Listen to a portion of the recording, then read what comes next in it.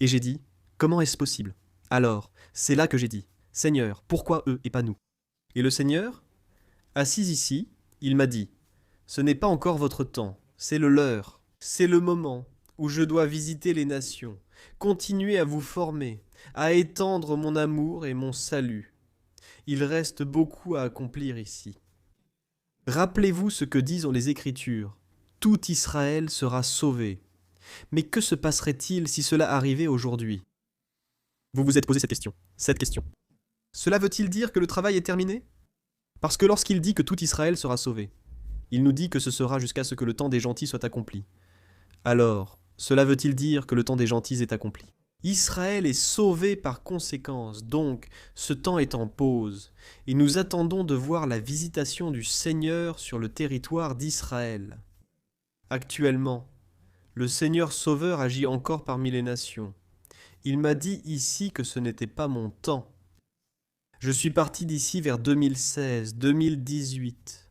J'ai eu une expérience dans ma vie personnelle, un miracle que le Seigneur a accompli dans ma vie. Les médecins m'avaient donné des semaines, des heures à vivre, parce que j'étais presque au bord de la mort. Miraculeusement, le Seigneur m'a relevé et je m'en souvenais. Et ce que le Seigneur allait visiter sa terre, allait visiter sa nation. Avec le temps, les années ont passé, et ce que je crois, vous avez aussi été visité ici par le corona, le Covid. Nous avons vécu un moment très spécial en Israël. Puis cela s'est terminé après environ un an de liberté. Ce 7 octobre sur le territoire d'Israël, nous avons de nouveau été confrontés à des situations très difficiles. Et le besoin incroyable que cette terre soit visitée par le Messie.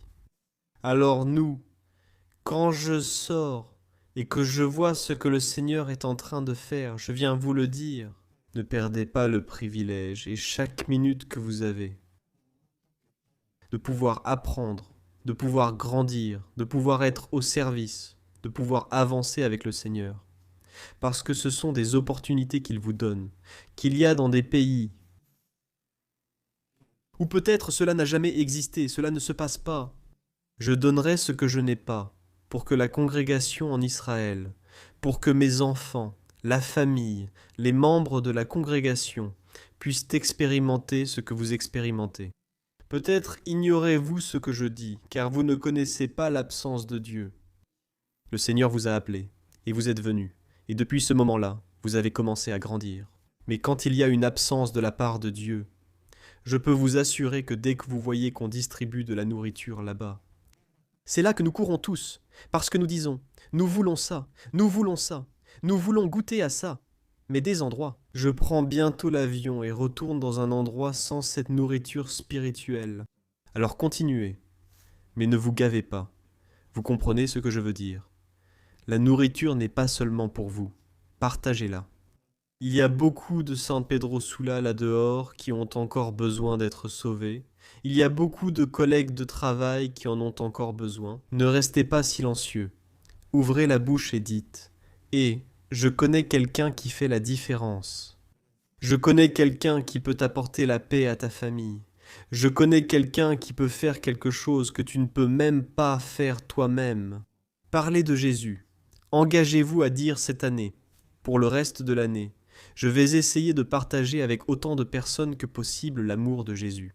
Tu n'as pas besoin d'être parfait, c'est la bonne nouvelle. Tu n'as pas besoin d'être un saint, c'est la bonne nouvelle pour que tu puisses parler du Seigneur. Les disciples qui étaient avec Jésus, ils échouaient, se trompaient et faisaient des erreurs. Cependant, ils cherchèrent des occasions et aidaient le Maître à faire avancer l'Évangile.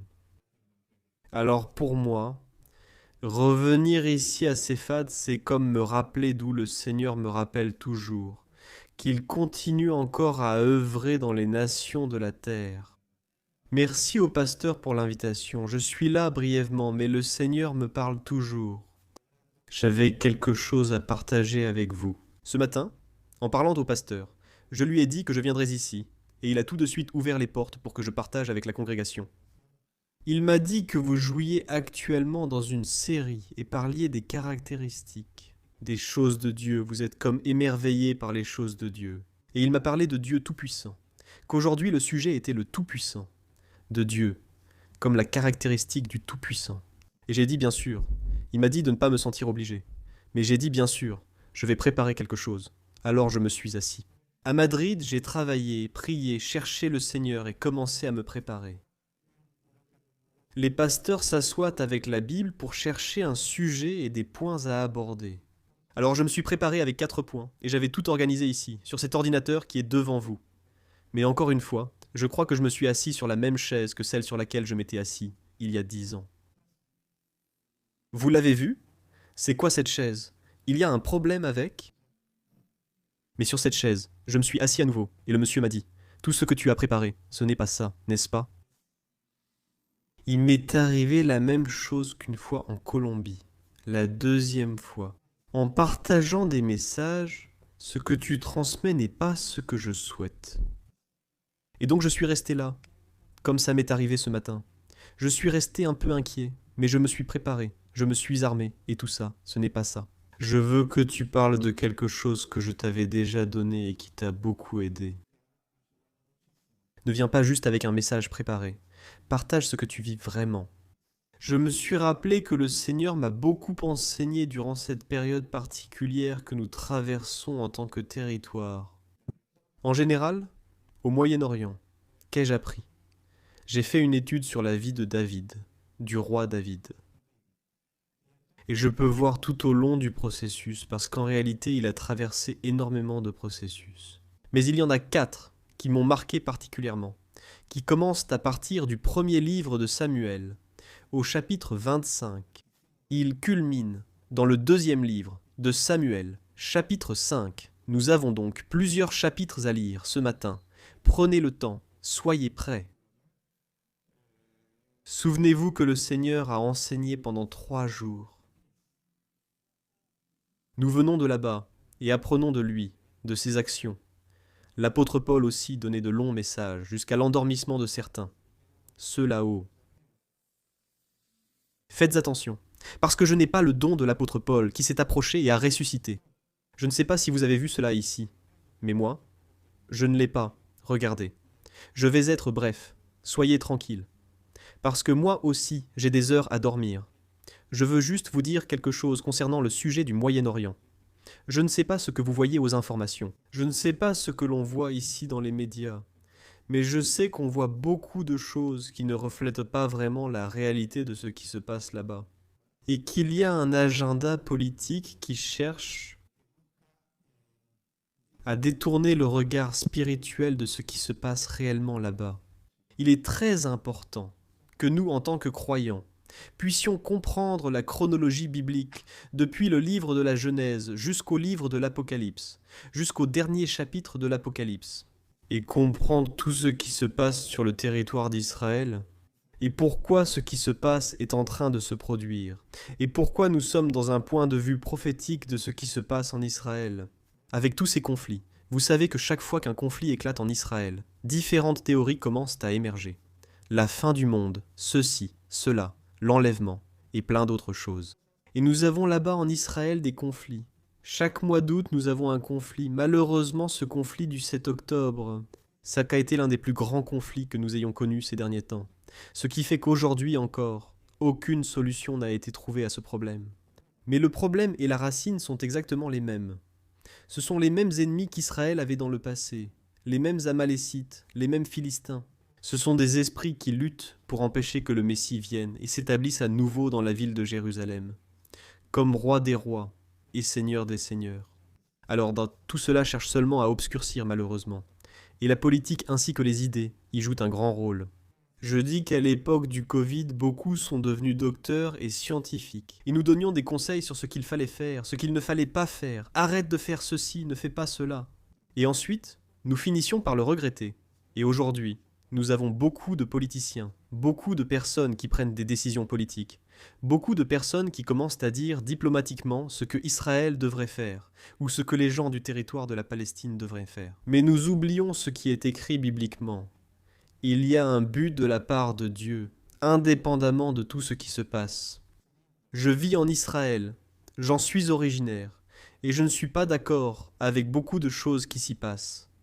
Israël est une nation parmi d'autres aujourd'hui sur terre. L'apôtre Paul nous dit qu'Israël, aujourd'hui, est ennemi de l'Évangile. Alors malheureusement, nous devons comprendre où se trouve l'équilibre. Nous ne pouvons pas devenir fanatiques. D'Israël criant partout liberté. Liberté. Mais nous ne devons pas non plus haïr le peuple premier-né. De la part de Dieu, il y a un appel pour Israël. Et Dieu n'en a pas fini avec ce peuple, comme le dit l'apôtre Paul lui-même. Il a dit que c'est même par leur chute que les païens ont été bénis. Quand donc leur restauration sera-t-elle autre chose que la vie d'entre les morts? N'est-ce pas la vie? Il traverse un moment très, très, très difficile, et il a seulement besoin de lever les yeux vers le Seigneur Jésus comme son Créateur et son Sauveur, une fois pour toutes. La solution ne viendra pas des États-Unis, ni des dirigeants d'Israël. Elle viendra seulement lorsqu'ils pourront rencontrer Jésus comme leur Sauveur. Autant le peuple juif que le peuple arabe. Alors je vous encourage à prier dans ce sens. Quand le Seigneur nous demande de prier pour la paix de Jérusalem, cela ne signifie pas prier pour la fin des conflits, ni pour l'absence de chars ou d'armes. La Bible évoque Gog et Magog, la destruction, et Zacharie 12 mentionne aussi une destruction à Jérusalem. Il paraît illogique qu'il nous demande de prier pour la paix de Jérusalem, tout en disant qu'elle sera attaquée. Voyons ce que cela signifie. En réalité, quand il dit de prier pour la paix de Jérusalem, il dit que le seul et véritable qui peut apporter la paix, c'est Jésus. Donc, la direction de la prière est que ce peuple soit atteint par le Messie et que tout le territoire d'Israël, comme le disent les Écritures, atteigne cette promesse d'être sauvé, jusqu'à ce que le temps des païens s'accomplisse. Mais n'oubliez pas de faire votre travail ici à San Pedro Sula, là où le Seigneur vous envoie accomplir sa volonté. Dans différentes parties de la surface de la terre, là où il vous a appelé, comme nous l'avons dit auparavant, Édouard Yosef est mon nom. J'ai 3 enfants. Cela peut sembler étrange, mais j'en ai un né presque en même temps que moi. Il a 21 ans, et c'est l'aîné. J'ai une fille de 19 ans. En ce moment même, elle est en train de surveiller les frontières de ce qu'est le territoire de Cisjordanie. Elle est engagée dans l'armée. Les jeunes, tous, si vous viviez en Israël. À 16 ans, ils reçoivent une lettre chez eux annonçant « Bienvenue dans l'armée d'Israël, préparez-vous à être enrôlés ». À 18 ans, tout le monde, homme ou femme, doit obligatoirement être enrôlé dans l'armée d'Israël. Il y a quelques semaines, nous sommes allés à l'une des cérémonies auxquelles nous avions été invités, justement pour elle, pour son escadron, parce qu'elle devait signer pour prêter serment. Prêter serment. Ils appellent cela le serment de l'armée, où elle devait jurer de protéger la terre. Et donc nous y sommes allés. Nous y sommes allés, avec ma femme. Mais je ne savais pas vraiment ce que j'allais trouver. Je savais que ce serait une cérémonie, mais je ne savais pas ce que j'allais trouver. Plus de 500 soldats se rendaient au front. Et à un moment, elle me dit « Je dois jurer sur la Bible. » Et pour moi, c'était normal. En Israël, quand tu dis que tu dois jurer sur la Bible, tu jures sur l'Ancien Testament. Pour eux, le Nouveau Testament n'existe pas, c'est une invention chrétienne.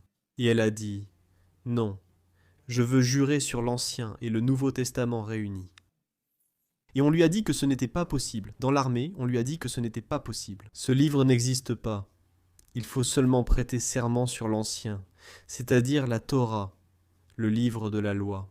Elle a dit non et a suivi le plan comme prévu. Elle a une collègue croyante à qui on a refusé, mais celle-ci a insisté. J'ai besoin que ce soit ainsi, avec l'Ancien et le Nouveau Testament. Le jour de son serment, elle a vu sa Bible sur la table et a pu prêter serment avec l'Ancien et le Nouveau Testament. Donc c'était vraiment incroyable, mais le plus incroyable, c'est qu'en tant que père, quand je vois ce moment, elle avance. Il y a un général devant elle. On lui remet une arme à 18 ans. On lui remet une arme, un missile M16, un de ses fusils. On lui remet ça. Et on lui met la Bible sur la poitrine. Et pendant qu'on lui met la Bible sur la poitrine, on lui dit qu'elle jure de sacrifier sa vie pour le bien de la terre qu'il a vu naître, pour la promesse que Dieu a faite à ses ancêtres et pour la promesse qui continue pour l'avenir. Ils répondent « Oui, je le jure ». Regardez, en tant que père, c'est très difficile, parce qu'ils partent pendant 3 ans, et on ne sait pas ce qui va arriver, s'ils reviendront entiers ou non. Nous prions pour qu'ils reviennent en bonne santé, tout comme ils sont partis de cette maison, des talons de leurs pieds jusqu'aux derniers cheveux de leur tête. Jusqu'ici, le Seigneur nous a déjà rendu notre aîné, qui a terminé l'armée et est revenu sain et sauf. Maintenant, c'est son tour de traverser cette période, en tant que père. C'est compliqué car c'est la fille. Et vous savez, ce n'est pas parce qu'elle est plus faible, parce que c'est une femme. Ne vous méprenez pas. C'est juste que nous, les hommes, les pères, avons parfois une affection spéciale pour les filles. C'est la seule que j'ai. Et évidemment, je ne veux absolument rien qui lui arrive. Alors je vous serai reconnaissant de prier aussi dans ce sens pour la protection. Pas seulement pour elle, mais pour chaque jeune qui aujourd'hui met sa vie en danger. Pour une question qui existe depuis des temps anciens. Ce ne sont pas leurs guerres, et ils ne les finiront pas car ils terminent leur service militaire. Le conflit va persister, vous poursuivez les conflits. Comme je l'ai dit, seule une solution par le Messie existe. Vous savez, quand le pasteur me parle du sujet du Tout-Puissant, le mot n'est pas né espagnol, c'est-à-dire que ce n'est pas un mot hispanique, tel qu'il sonne tout-puissant quand il naît. Il naît. Quand le Seigneur commence à parler avec quelqu'un appelé Abraham, vous savez qu'Abraham avait été appelé Our des Chaldéens. Il passe par un territoire près de la zone nord d'Israël, et finalement il finit par entrer dans le territoire qui était la terre promise. Ce que nous connaissons aujourd'hui comme une partie d'Israël, même si ce n'est pas encore tout, ce n'est qu'une partie où le peuple juif est actuellement établi. C'est là que le Seigneur s'adresse à Abraham, dans la langue de cette époque et de cette région, encore parlée aujourd'hui. Vous savez laquelle? Non, si, non. Hébreu, hébreu. Abraham était hébreu à cette époque. Les Hébreux étaient ceux qui avaient traversé de l'autre côté du fleuve, c'est ce qu'on appelait Ibrahim. Donc il était hébreu parmi les Hébreux, même s'il venait d'Our, mais sa langue était celle des Hébreux. Et alors, lorsque le Seigneur lui parle pour la première fois, un terme apparaît au chapitre 17 du livre de la Genèse. Après une situation vécue, une communication et une conversation qu'Abraham avait eue avec Dieu au sujet de la promesse qu'il allait lui faire, celle d'avoir de nombreux enfants. Et vous vous souvenez de cette situation où Abraham ne pouvait pas avoir d'enfants. Il avait une femme qui avait dépassé l'âge d'avoir des enfants. Donc, naturellement, il était impossible que ce qu'il entendait de la part de Dieu se réalise. Le terme apparaît plus tard, au chapitre 17, après tous les événements, qu'il finit par lui dire « Je suis El Shaddai, marche devant moi et accomplis mes préceptes, c'est-à-dire, garde tout ce que je vais te dire que tu dois faire. » El Shaddai est Dieu. Shaddai vient du terme Shaddad. Shaddad signifie le tout-puissant, le sublime, qui est autosuffisant. Tu comprends?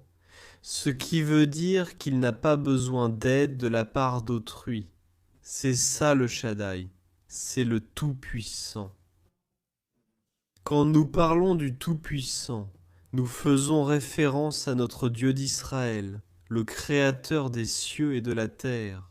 Celui qui n'a besoin de consulter personne, il n'a besoin de l'aide de personne, il n'a pas besoin de demander la permission pour faire quoi que ce soit. Il a déjà absolument tout programmé, tout planifié. C'est ce Dieu tout-puissant en qui nous croyons. Et à certains moments de notre vie, lorsque nous venons au Seigneur, nous commençons à être sensibles à sa voix, et nous commençons à entendre la voix de Dieu. Je ne sais pas si cela vous est arrivé, que le Seigneur, à un moment de votre vie, vous a parlé, vous a partagé quelque chose, et peut-être que ce qu'il vous a partagé, vous ne l'avez pas encore vu s'accomplir. Je sais personnellement que cela m'est arrivé plusieurs fois. Le Seigneur m'a partagé quelque chose, et plusieurs fois il a accompli ce qu'il m'avait promis. Mais il me reste beaucoup à découvrir. Abraham. Il est mort sans voir toute la promesse. Dieu lui avait promis. Mais il a pu voir quelque chose de partiel. Il n'a pas pu voir toute la promesse, tout ce que Dieu lui avait dit qu'il allait faire. Alors, en définitive, lorsque le Seigneur nous parle parfois, nous n'arrivons pas toujours à voir, à visualiser ou à percevoir, parce que c'est le Tout-Puissant qui se charge d'accomplir jusqu'au bout ce qu'il a dit. Et alors, parfois nous commençons à nous inquiéter, et il commence à se passer des situations dans notre vie qui commencent à nous toucher, non pas à nous détourner, à nous arrêter ou à nous éloigner de ce que Dieu nous avait donné. Oui, nous sommes d'accord là-dessus. Certains ont vécu quelque chose de similaire lorsque j'apprends. Je vois tout cela très clairement dans la vie de David qui allait plus tard devenir roi. Dans le livre de 1 Samuel, on commence à nous raconter l'histoire. On commence à nous parler du fait qu'il y avait un roi en Israël. Chapitre 25. Il nous parle d'un roi nommé Saül. Il avait été un roi qui avait été choisi par le peuple, pas précisément par Dieu, mais il avait été choisi par le peuple. Le peuple avait dit « Donne-nous un chef, donne-nous un roi comme les autres nations ». Et c'est là que Saül apparaît, se positionnant comme quelqu'un de musclé, quelqu'un d'attirant. Si nous devons regarder en arrière, je dirais que Saül était comme nous. Le pasteur était comme ça, bien bâti, costaud, il était bien, assez remarquable l'homme, n'est-ce pas ? Et donc, il doit aller régner. Et il commence à régner. Et dans ce début de règne, ce qu'il ne réalise pas, évidemment, c'est qu'il ne savait pas qu'il devait régner. À un peuple qui avait une promesse. Le peuple d'Israël était un peuple avec une promesse. Et quand tu reçois une promesse, tu reçois une responsabilité. Et Saül guidait un peuple qui avait une promesse. Et il essayait, du mieux qu'il pouvait, d'y arriver, comme il pouvait le faire. Il cherchait l'aide du prophète. Il finit par se tromper et faire des erreurs. Le Seigneur lui demande « N'es-tu pas toi ?» J'en ai choisi un autre, et il a pris quelqu'un hors de la lignée de Saül. Généralement, les monarchies, qu'est-ce que c'est ? Le roi arrive, puis le fils devient roi quand le roi principal meurt. Cela fonctionne ainsi encore aujourd'hui, même en Angleterre, en Espagne, en Israël, où la monarchie subsiste. C'était pareil auparavant. Mais bien sûr, le Seigneur a changé les choses et a dit « Ce ne sera pas de la famille de Saül, mais moi, j'ai déjà choisi un roi selon mon cœur. » Le Seigneur voit différemment de nous. Il n'a pas vu un costaud ni un culturiste. Il est tombé sur un petit garçon de 13 ans. David avait 13 ans. Nar, dit la Bible en hébreu. Nar vient du mot lénaer. Le ner signifie enlever, signifie agiter, signifie que tout est bouleversé. C'est ça les adolescents. Je ne sais pas si quelqu'un a un adolescent à la maison. Il a encore toutes les idées mélangées là-dedans et il ne sait pas quoi faire avec tout ça. Il a besoin de les sortir parce qu'il est à l'âge où il est en mouvement. Donc c'est ça, Nar. C'est une personne toujours en mouvement qui doit exprimer ce qu'elle ressent. Le roi David avait ses 13 ans, où il était encore à l'intérieur. Et voilà qu'on vient le choisir comme roi. Imaginez, à 13 ans, on vient lui dire « Tu seras celui qui va régner sur Israël ». Un peuple qui avait une très grande promesse pour l'avenir. Mais lui, il avait cette promesse. Et David l'a saisie. David s'empare de cette promesse. Il grandit, se lie, cherche des amis et rencontre Jonathan, l'un de ses meilleurs amis, fils du roi Saül. Et finalement, évidemment, il finit par arriver chez Saül. Il finit par devenir un bon guerrier et il finit par être le musicien du roi. Et nous savons, nous dans l'histoire, qu'à la fin, Saül finit par ne plus apprécier David et cherche l'occasion de tuer David. Mais n'oublions pas que David avait une promesse. Mais la promesse semblait mener à la mort. Maintenant, que fait David ? David continue-t-il de croire qu'il y a une promesse ? Il sait qu'il n'y aurait pas de mort. Pourquoi ? Parce que le Seigneur avait parlé. Alors, il s'enfuit et dit qu'il va dans une zone du désert. Il entre dans une grotte et à ce moment-là, il entre dans une grotte. Saül commence et dit « Allons le chercher ». Et il se déplace pour aller le chercher. Quand ils partent pour le chercher, ils campent une nuit quelque part. Et finalement, il est dit que David part avec ceux qui s'étaient joints à lui. Ils entrent sur le site, dans le campement où se trouvait Saül avec Avner, son général, Il coupe un morceau du vêtement de Saül et s'en va. Vous vous souvenez de cette partie de la première histoire de Samuel, chapitre 26. Je veux vous la lire, c'est... Rapidement, la dernière partie. Au verset 24, l'histoire nous dit que David monte sur une colline de la colline. Il commence à dire à Avner qu'il dormait et qu'il devait être responsable de protéger le roi. Il dit à Avner, « Tu n'as pas pu protéger le roi, et moi non plus. Pourtant, j'avais le pouvoir de tuer, mais j'ai choisi de ne pas le faire. » Et alors, Saül finit par regretter cette persécution qu'il infligeait à David et il dit, « Voici, ta vie m'a été précieuse aujourd'hui. Que la mienne le soit aussi pour l'Éternel et qu'il me délivre de toute affliction. » Et Saül dit à David, « Béni sois-tu mon fils, tu accompliras sans doute de grandes choses et tu prévaudras. » David partit de son côté, Saül retourna à sa place. Mais remarquez qu'il ne lui a pas dit, « Viens, je vais te couronner roi. » C'était le moment où il aurait pu lui donner l'occasion de le couronner roi, car la prophétie et la promesse étaient que David deviendrait roi. Mais il finit par partir ailleurs, et ce qui arrive à David à partir de maintenant est quelque chose de très intéressant. Il commence à y avoir un déclin complet dans l'appel que Dieu lui avait donné.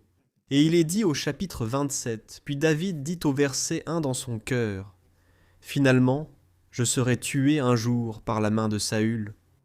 Rien ne m'avantage plus que fuir chez les Philistins, pour que Saül ne s'occupe plus de moi, et ne me cherche plus dans tout le territoire d'Israël, et ainsi j'échapperai à sa main. » David se leva avec ses 600 hommes, et rejoignit Akish, fils de Maoc, roi de Gath, où il demeura.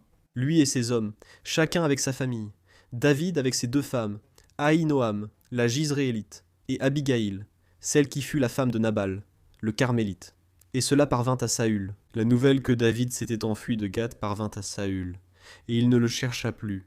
Et David resta avec Akish. Akish était l'un des chefs du territoire du sud, chef des Philistins, rappelons-le, les Philistins, ennemis d'Israël. David se joint aux ennemis d'Israël et dit à Akish, « Donne-moi une terre où je puisse m'installer. » Akish la lui donne, en recevant un territoire. Celui-ci s'appelle Tsiklag. Vous connaissez Tsiklag? Existe-t-il encore aujourd'hui? Il se trouve dans le sud d'Israël, tout près de la frontière de Gaza, entre Gaza et Kiryat Gat. C'est là que se trouve cet endroit. C'est une colline. Je continue à vous raconter l'histoire pour ne pas trop lire, parce qu'il y a beaucoup à lire. Ce que l'on nous dit, c'est que David, finalement, ce qui se passe, c'est qu'il reste avec eux. Et à un moment donné, les Philistins décident d'attaquer Saül, et commencent alors à rassembler toutes leurs troupes. Et Akish dit à David, « Viens avec nous, et allons combattre Saül. » Et alors David finit par dire, « Oui, je vais m'engager, je viens avec vous. » Regardez, David allait combattre contre le roi du peuple dont il devait devenir le roi, vous vous rendez compte? David rejoint l'armée ennemie. Et quand ils arrivent sur le champ de bataille, les Philistins, qui n'étaient pas du coin, les compagnons de David, finissent par dire « Non, nous ne le voulons pas avec nous. » Que fait-il ici s'il est avec eux? Que veux-tu qu'il se passe sur le champ de bataille? À un moment donné, il va se retourner, il va nous attaquer, nous allons tous mourir, et il va garder la victoire pour lui. Il n'est donc pas fiable pour l'envoyer chez lui. Ici, il se retourne, parle à David et lui dit de rentrer alors que David y va déjà. Quelque chose se passait à Tsiklag avec les Amalécites. Les ennemis du peuple d'Israël attaquaient Israël. Tout ce que je vous raconte est exactement ce qui nous arrive, en ce moment, prophétiquement parlant, depuis le 7 octobre jusqu'à aujourd'hui. Israël a été attaqué de différentes régions. David, à cette époque, était attaqué à ce même moment dans le sud. Et la Bible nous dit que les personnes qui étaient avec David ont été enlevées. Les femmes avaient aussi été enlevées par les Amalécites. À son arrivée, David dit que tout le peuple était tellement attristé, qu'ils ont même commencé à parler de lapider David et à souhaiter sa mort. On dit qu'ils ont pleuré cette nuit-là, jusqu'à épuisement, même David. Et qu'a-t-il fait? David est allé consulter le Seigneur. Il est très important que lorsque nous nous trouvons en temps de crise, nous sachions que c'est lui qui a la solution. Le tout-puissant David. Il savait qu'il allait être couronné roi. Il n'avait jamais oublié la promesse. Alors je ne sais pas si tu l'as encore en tête, ce que le Seigneur t'a promis et qu'apparemment tu as laissé de côté, tu as laissé s'endormir. Peut-être que le Seigneur t'a dit, je vais te donner un fils ou te guérir de cette maladie. Peut-être que le Seigneur t'a dit, tu seras entrepreneur. Peut-être que le Seigneur t'a dit que toute ta famille sera sauvée ou que ton mariage sera restauré. Je ne sais pas, ce sont des promesses que le Seigneur donne, mais cela ne veut pas dire que le Seigneur les oublie, le Seigneur s'occupe de la situation. Maintenant, quand nous ne voyons pas de solution, c'est ce qui est arrivé à David, il n'a trouvé de solution nulle part. Leur maison avait été brûlée, sa femme avait été enlevée, tout le peuple aussi était découragé. Il n'y avait aucune issue pour lui. Il a compris que la seule réponse viendrait du Tout-Puissant. Pourquoi David savait-il que la réponse viendrait du Tout-Puissant? Vous savez pourquoi? En Israël, est-ce que nous pratiquons? C'est quelque chose que j'ai très peu vu dans le monde hispanique. Je ne veux pas parler d'un pays en particulier.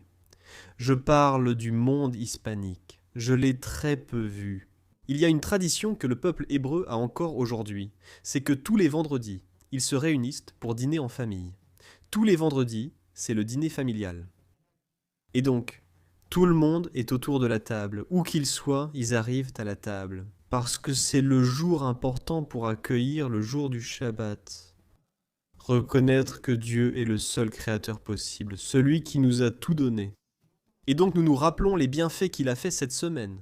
Nous les énumérons d'une certaine manière. Nous remercions et nous disons que demain, nous nous reposerons. Parce qu'il s'est reposé, mais se reposer. Du point de vue où nous savons que s'il a fait ce qu'il a fait dans le passé, il peut aussi le faire à l'avenir. Alors non, nous nous rappelons en permanence que Dieu est un Dieu de miracles. Et nous le rappelons à nos petits qui sont à ces tables. Écoute-moi bien. Parce que parfois nous disons à nos petits de quitter les tables, parce que les adultes doivent discuter. J'ai vu cela dans certaines cultures hispaniques. Ça n'arrive pas ici au Honduras, mais dans certaines cultures hispaniques, ça arrive. Les enfants partent, mais il manque la bénédiction d'être bénis au sein du peuple d'Israël. Les enfants de 7, 8, 9, 10, 11, 12, 13 ans. Ils s'assoient à la table, et les parents les font participer. Ils leur demandent « Quelle idée as-tu? À quoi penses-tu? Quelle entreprise ouvriras-tu plus tard? Que feras-tu? Tout cela à 7 ans. » Ils le forment déjà, et lui rappellent « Dieu peut te former, te donner cette idée. Appliquons-la et prions. » David venait d'une famille juive hébraïque. On avait enseigné à David cette pratique ancestrale. On lui avait dit que lorsque Dieu promet, Dieu accomplit. Peu importe le temps qui passe, mais quand Dieu promet, Dieu accomplit. C'est pour cela que David est allé consulter Dieu, parce qu'il y avait une promesse. Je vais être roi, mais tout va mal. Et il est dit que Dieu lui a dit, va et attaque, parce que non seulement tu vas tout récupérer, mais tu vas le ramener avec gloire. Et alors David y va, attaque et récupère absolument tout. Et non seulement il a gardé tout ce qu'il avait récupéré, mais il a aussi commencé à le partager. Il est dit qu'il a partagé tout ce qu'il avait récupéré avec les gens du Negev. J'appelle cette partie la première étape de cette situation. Depuis le premier livre de Samuel, chapitre 30, verset 6 à peu près, du verset 26 au 30, la phase de la crise. Alors, lorsque vous traversez une crise, n'oubliez pas que vous devez vous guider et vous tourner vers le Tout-Puissant. La phase numéro 12 est la phase de la récupération. Nous avons tous besoin, après une crise, d'être rétablis, d'avoir un temps où nous avons besoin de récupération. Vous voyez? Après une opération, on vous emmène dans une autre salle, appelée salle de récupération. Après une opération, tu ne peux pas sortir en courant. tu risques de te blesser, il te faut récupérer. Et vous savez que vous êtes dans une église, que l'église sert à quoi? C'est pour des gens courageux, pour des gens qui n'ont absolument besoin de rien. Qu'est-ce que l'église? C'est un centre de réhabilitation, non? Alors, beaucoup d'entre vous présents aujourd'hui ont traversé des crises et sont en voie de rétablissement, de formation et d'entraînement. Vous êtes en train d'être préparés pour quoi? Pour ce qui vient, pour ce que le Seigneur vous a préparé auparavant. C'est pour cela que vous ne devez pas vous habituer à venir ici comme à un service du dimanche, parce que ce n'est pas un théâtre. Nous ne venons pas voir une pièce de théâtre. Nous venons pour nous rétablir afin d'accomplir la promesse, nous former, amener des personnes qui sont aussi en crise, chercher d'autres qui sont en crise, pour qu'eux aussi puissent se rétablir et rencontrer le Messie. Ceci est un point de rencontre avec le Créateur. Alors, David savait ce qu'il fallait faire à ce point de rétablissement. Plus loin commence ce qu'on appelle la phase de reconnaissance partielle pour lui. Qu'est-ce que la phase de reconnaissance partielle? La Bible nous dit qu'à la fin Saül meurt, mais David n'était pas encore devenu roi. Mais il nous est dit que des personnes de différentes tribus d'Israël ont commencé à venir. Ils ont commencé à se rassembler autour de David pour l'honorer, sachant qu'il serait le prochain roi. Alors David commence à demander au Seigneur pardon. Il commence à demander au Seigneur Tout-Puissant, et il lui demande. Et il dit que le Seigneur lui répond. Au fait, oui, tu le feras, et tu iras à Hébron. Mais attends, n'avons-nous pas dit qu'il allait être roi d'Israël? Pourquoi lui donne-t-on Hébron?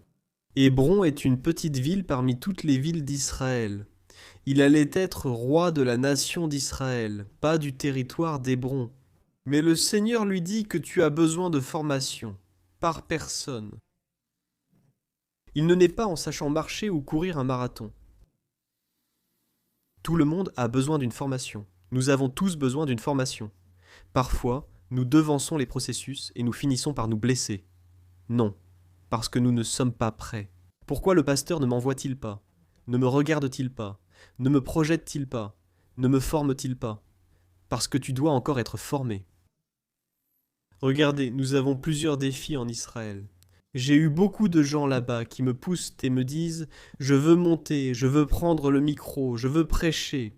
Il y a 3 mois, un frère nouvellement arrivé m'a dit vouloir partager quelque chose sur la scène, alors qu'il venait depuis 3 semaines. Je lui ai demandé « Tu veux partager? Sur la scène? » Oui.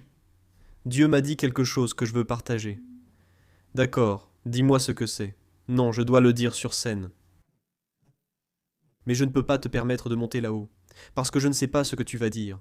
Dis-le-moi à moi, et alors prions ensemble et voyons ce que Dieu est en train de dire. Si nous pensons que oui, voyons. Ce n'est pas normal qu'une personne ici depuis 3 semaines monte et partage. Quel est ton parcours? D'où viens-tu? En définitive, il s'est fâché et il est parti. Et ma question est-ce que c'était Dieu qui voulait partager quelque chose? Parce que si c'est Dieu, évidemment il va rester, et il va attendre le temps que le Seigneur lui dit oui. Mais parfois nous précipitons les processus, et nous finissons par brûler des étapes, et nous les perdons. C'est malheureusement ce qui est arrivé à ce jeune homme. Et David se serait fâché contre le Seigneur parce qu'il lui aurait dit « J'ai traversé tant d'épreuves, et tu ne me donnes que Hébron. » David prit Hébron, et commença à se former, ainsi qu'à former des anciens. Il a commencé à former des leaders, à administrer un peuple, une société et à gérer les finances. Tout ce qu'il a appris pendant ce processus est important. 7 ans, 7 ans. Parfois, nous ne pouvons même pas supporter un mois de formation. 7 ans, il dit qu'il a été en formation. Deuxième livre de Samuel, chapitre 5. Toutes les tribus d'Israël sont venues à Hébron et ont dit « Nous sommes tes os et ta chair. » Et même auparavant, lorsque Saül régnait sur nous, c'était toi qui faisais sortir Israël à la guerre et qui le ramenais. De plus, l'Éternel t'a dit « Tu feras paître mon peuple, Israël, et tu seras prince sur Israël. » Tous les anciens d'Israël vinrent donc auprès du roi à Hébron, et le roi David fit alliance avec eux à Hébron, devant Adonai, et ils oignirent David comme roi sur Israël. David avait 30 ans lorsqu'il commença à régner, et il régna 40 ans. À Hébron, il régna sur Juda pendant 7 ans et 6 mois, et à Jérusalem, il régna 33 ans sur tout Israël et Juda. La vie de David, du moins pour moi, m'a toujours appris qu'il y a des processus que le Seigneur commence. Mais ils ont un accomplissement, généralement basé sur une crise ou une récupération. Mais finalement, l'accomplissement de la promesse arrive. Je me souviens, il y a environ 24 ans, exactement 26 pour être précis, il y a 26 ans, lorsque le Seigneur est venu à moi et a apporté une promesse concernant mon épouse, de nous déplacer vers le territoire où nous nous trouvons aujourd'hui. Et j'étais très têtu au début pendant 2 ans, lui disant non, non, non, non, non, non, non et non. Mais quand j'ai finalement été convaincu que oui, il était dans cette affaire, c'est alors que nous avons pris un avion. Nous sommes montés à bord et nous avons atterri là-bas. Et une fois là-bas, vous savez, une chose c'est d'obéir, une autre c'est de rester dans l'obéissance. Et pendant que j'étais là-bas, je savais qu'il y avait une promesse de Dieu pour nos vies, mais je voulais que ce soit immédiat. Je ne sais pas si cela vous arrive ici, mais chez nous on dit souvent « patience ». Vous verrez ce signe très fréquemment. Là-bas on parle de patience, mais une fois arrivé, tout doit aller vite. La patience disparaît. Je voulais voir les résultats immédiatement, et je suis arrivé avec cet état d'esprit. J'ai alors commencé à avoir des problèmes, et à entrer en crise. Les gens s'adressaient à lui, mais moi je parlais espagnol, eux hébreu. J'ai donc dû apprendre l'hébreu, car je ne le parlais pas à mon arrivée. Le Seigneur, par grâce et miséricorde, me l'a soudainement donné, puis a commencé à agir de façon surprenante. Dans ma formation, il m'a préparé, changé ma culture et transmis la leur. Le domaine des missions est un domaine extrêmement, incroyablement précieux, mais il n'est pas fait pour tout le monde. Il y a des gens qui peuvent s'établir, et il y a des gens qui finissent par abandonner. On est tenté de penser « Quel bel endroit, j'adorerais y être !» Mais ce n'est pas le cas. Ça commence par Hébron. La promesse de Jérusalem commence par Hébron. Qu'est-ce que je veux te dire ? Que si le Seigneur Tout-Puissant t'a dit que tu irais en Belgique, en Afrique, en Bulgarie, au Guatemala, il n'aime pas aller au Guatemala. Mais savez-vous ce qu'est un appel ? Qu'est-ce qu'un appel ici, dans le champ voisin ? Commence par Hébron, commence par Saint-Pierre. Tu n'as pas besoin d'aller en Afrique pour prêcher le Tout-Puissant. Commence à Hébron. Et le Tout-Puissant dit qu'il ira devant toi, tout comme il l'a fait avec Abraham. Et lorsque tu auras accompli tous tes préceptes, alors tu pourras voir la promesse établie qu'il a pour toi. Mais ce n'est pas immédiat, ce n'est pas d'un seul coup. Regardez, depuis que je suis sur le territoire d'Israël, je suis très heureux d'être dans cette région. Je termine. Très heureux d'être ici, car je sais être au centre de la volonté du Seigneur. Beaucoup de personnes disent « Tu es dans un territoire dangereux, vous recevez des missiles tout le temps. Israël, c'est très peu sûr, comment pouvez-vous vivre là-bas ?» Depuis le 7 octobre, beaucoup de personnes nous envoient des messages et nous disent « Tu as une maison, viens, pars de là et amène ta famille. Tu as une maison ici, tu as une maison ici, tu as une maison ici. » Je leur dis « Je suis là où le Seigneur veut que nous soyons. » Certains me disent « Tu as tort, et tes enfants ?» Et je leur dis « Mes enfants sont là où le Seigneur le veut. » Vous savez quoi ? J'ai essayé, j'ai pris mes enfants, et je les ai sortis. Comme Abraham l'a fait, qui a pris l'eau, l'a sorti et lui a dit « Regarde, tout cela, choisis. » J'ai fait ça avec mes enfants. Prendre l'avion, partir à l'étranger, visiter plusieurs pays. Je leur ai ensuite demandé « Qu'en pensez-vous ? Vous voudriez vivre ici ? Vous aimeriez vivre ici, ou ici, ou ici, ou ici ?» Ils me regardent et me disent « De quoi tu parles ?» Pour nous, c'est la terre où nous sommes nés. Quand est-ce qu'on rentre à la maison ? Ils voulaient revenir en Israël, aimant le territoire où Dieu les a placés.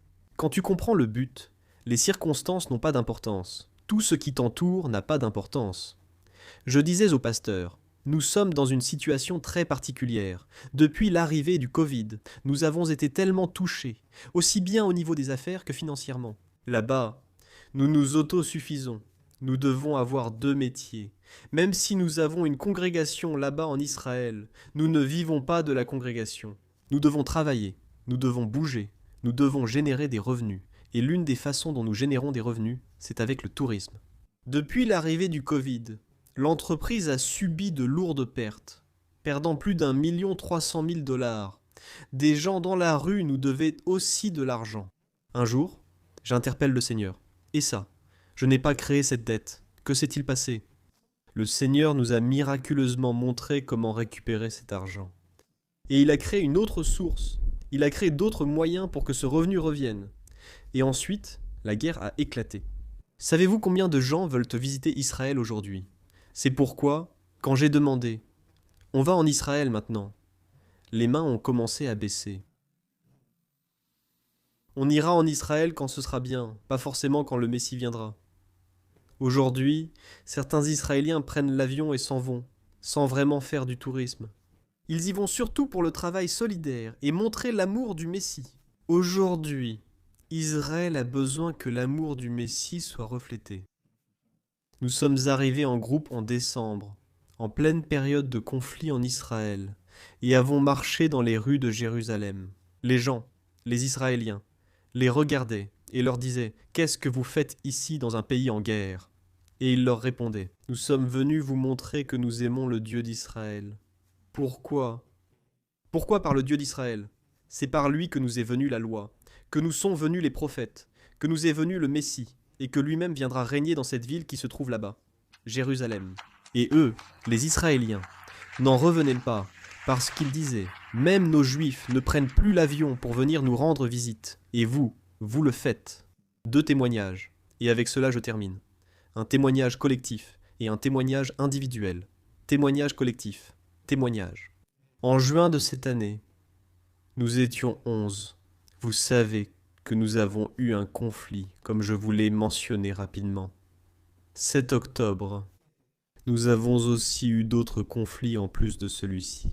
Mais l'un des plus grands conflits que nous avons eus pendant cette période a peut-être été une guerre physique contre une nation reconnue appelée Iran.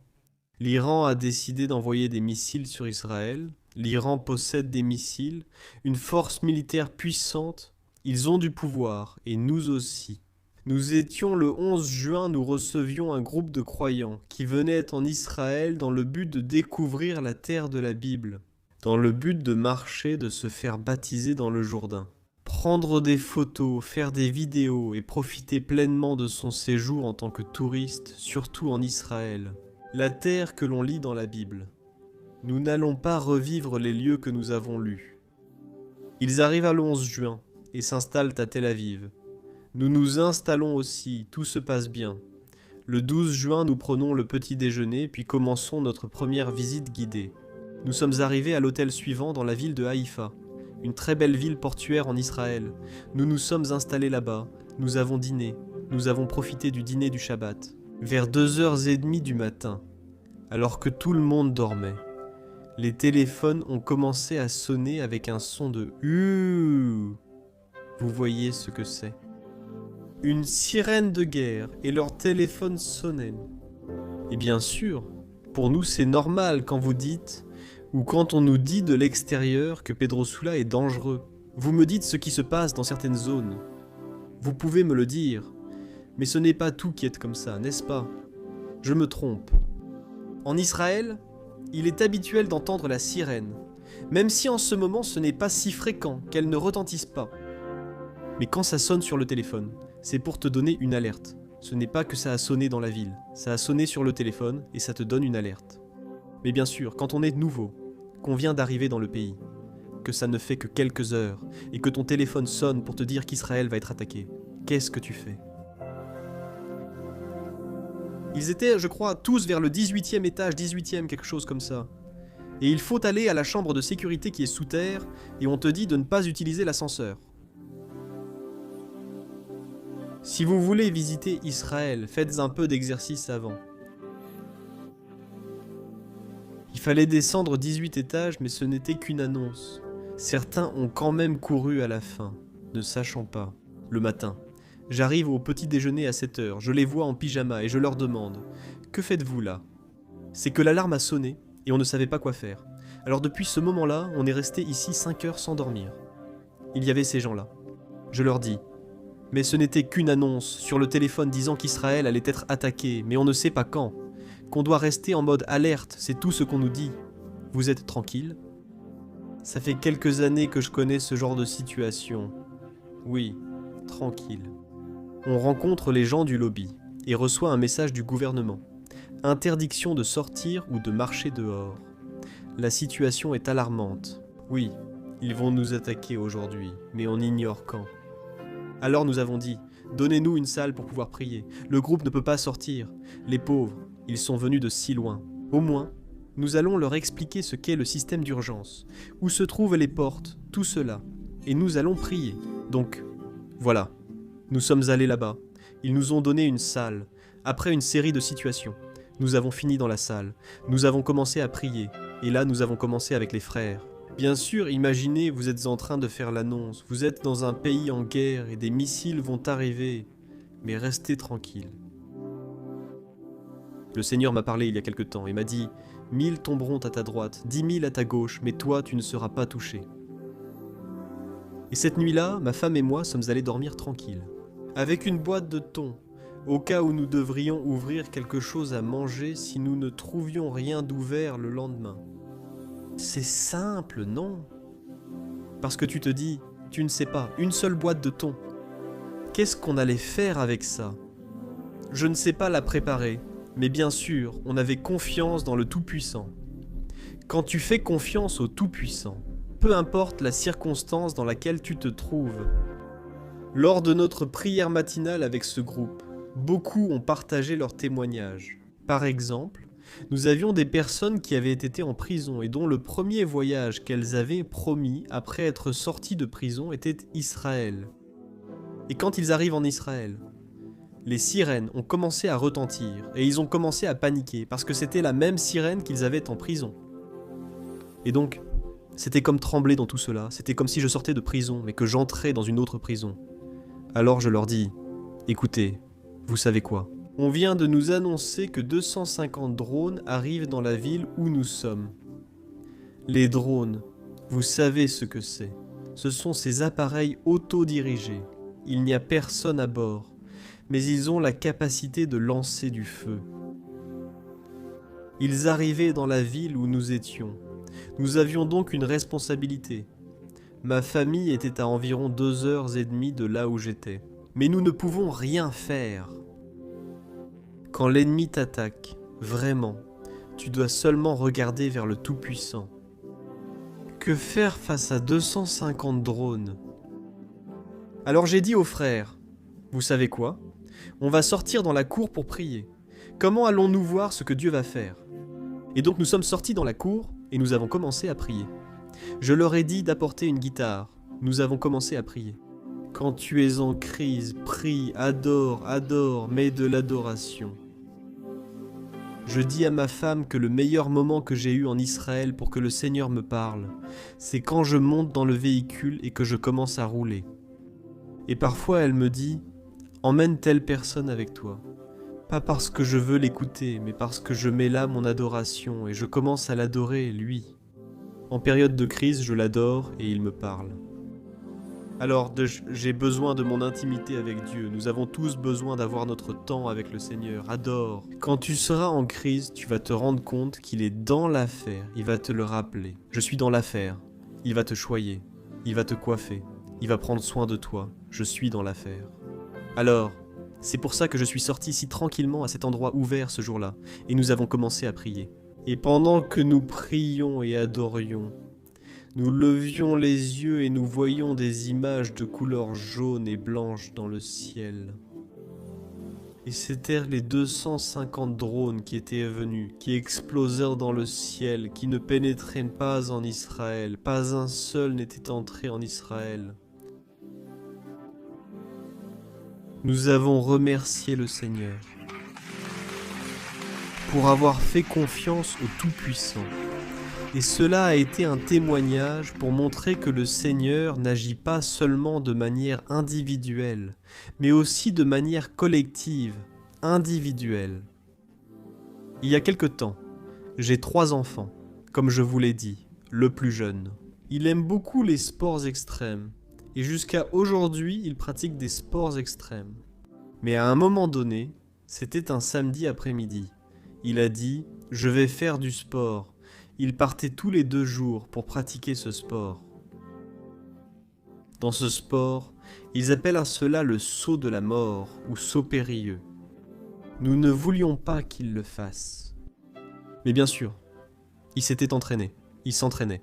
Il s'entraînait pour faire ce saut périlleux, et il a eu l'idée de faire ce saut périlleux.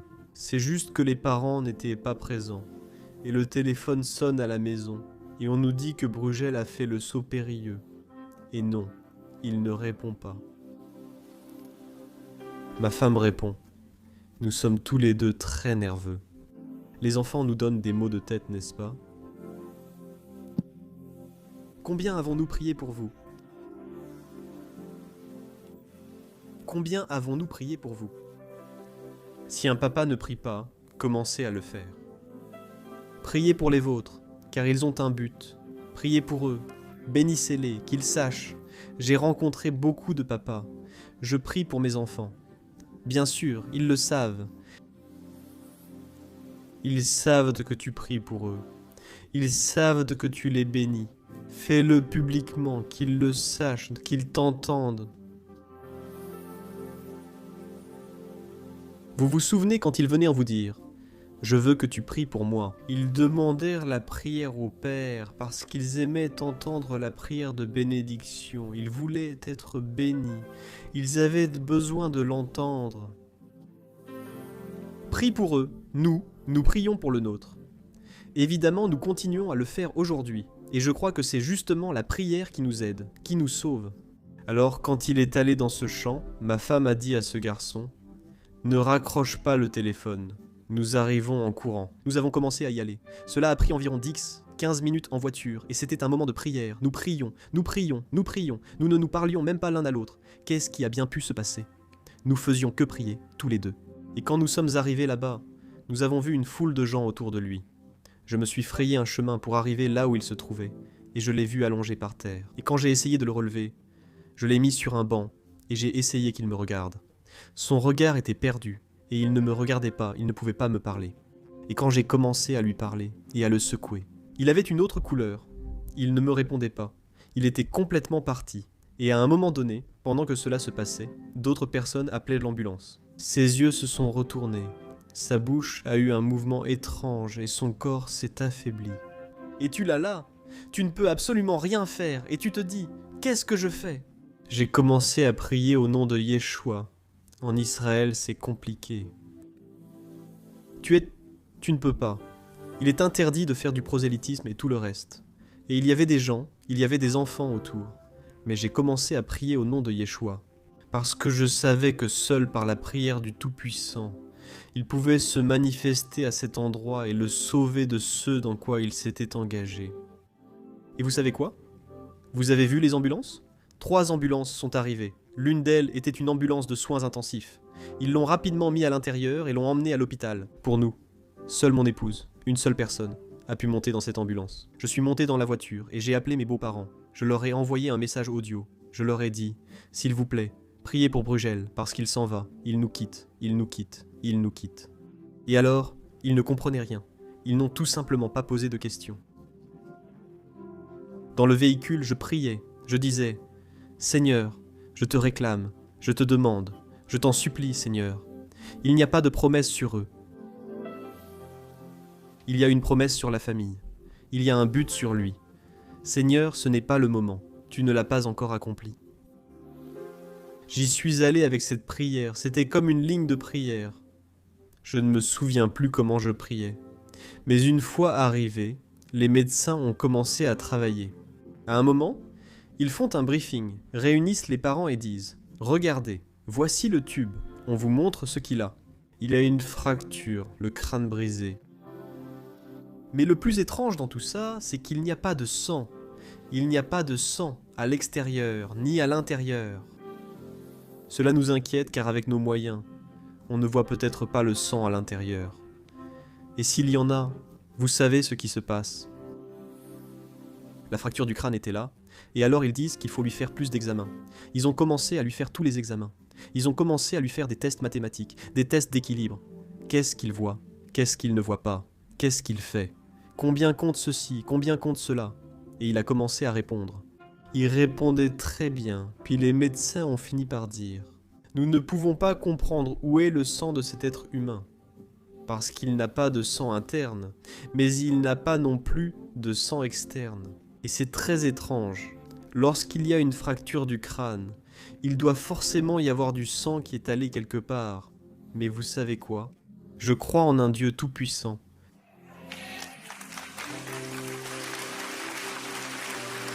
Qu'il peut faire disparaître le sang, ce qu'il a fait quand on en avait le plus besoin. Et là il court, il saute, il profite de sa vie, même s'il nous cause des maux de tête. Mais le Tout-Puissant peut tout faire. Il n'a aucune limitation. Il n'a pas besoin de demander la permission ni d'emprunter quoi que ce soit. Donc je ne sais pas quelle est ta situation avec laquelle tu te bats. Je ne le sais pas. Toi, tu le sais. Je sais quelles sont les miennes. Et je sais quelles sont les promesses que le Seigneur a encore pour moi, auxquelles il doit encore me répondre. Et au moment venu, je sais qu'il le fera. Mais je ne sais pas quelles sont les tiennes. Je veux simplement prier pour toi.